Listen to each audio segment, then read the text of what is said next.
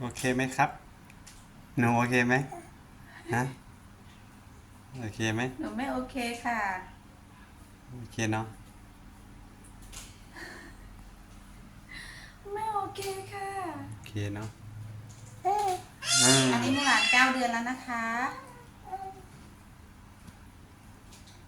อยู่ยืนได้แล้วนะ9 เดือนยืนได้แล้วนะคะต้องยืนกอดกำแพงแบบนี้ถึงจะได้นะคะว้าวบ๊ายบายไม่เกิดไปใกล้ๆน้องไม่กลัวน้องไม่กลัว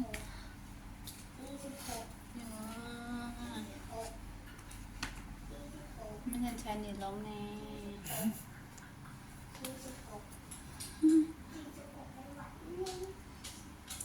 ยืนได้ยังแข็งแรงขึ้นแล้วอะเนาะหนูสวัสดีค่ะ